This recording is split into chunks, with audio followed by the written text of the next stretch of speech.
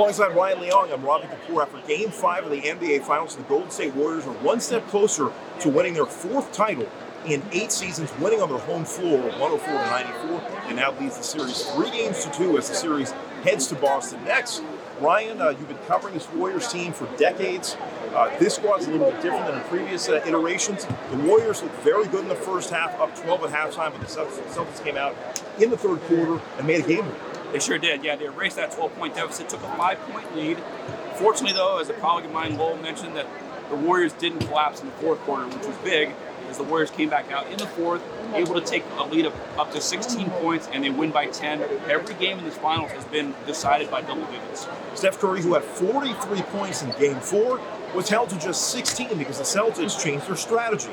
But that opened things up for the other Warriors as they've traditionally played. Draymond Green had his best game of the series, and Andrew Wiggins was phenomenal. 26 points, 13 rebounds. The only blemish is that the man did not hit a three-point shot. He was 0 for 6 on basically point-blank, wide-open threes. But other than that, Wiggins was phenomenal.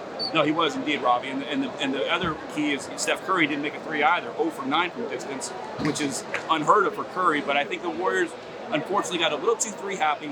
Fortunately for them, other parts of their game stepped up, like you mentioned. The one guy that had a great game was Klay Thompson. 3 years to the day of his anniversary, where he had that terrible knee injury in Game 6 of the 2019 Finals. He scores 21 points and makes 5 threes. Klay Thompson, very impressive, and hit some big shots when Steph was struggling from downtown. Also, key contributions tonight from Gary Payton III, as well as Jordan Poole. Payton had 15 points. Poole had 14, including an enormous three-pointer at the end of the third quarter when it looked like the Celtics were surging and were going to take the lead heading into the fourth. Poole hits a monster three from distance to give the Warriors a 1-point lead. Yeah, that was a big play, and then also the fact that the Warriors were able to hold their own, even though the Celtics came charging hard.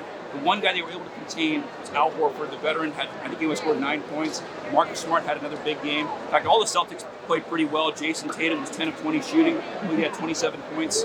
So it was a tough challenge for the Warriors, but they answered, especially after that big win in Boston. You know, you kind of wonder if the travel would have affected the Warriors at all. Maybe it did a little, but they did, again, hang on for that big win. The Celtics hit 11 threes tonight, but the Warriors hit only 9, and the Celtics were propagated throughout the second half by the three-point shot, but some big timely shots in the fourth quarter, and the Warriors pulled off the Celtics. They maintained their home court advantage as this series turns to Boston next. For Ryan Leong, I'm Ravi Kapur. We'll see you in Boston after Game 6.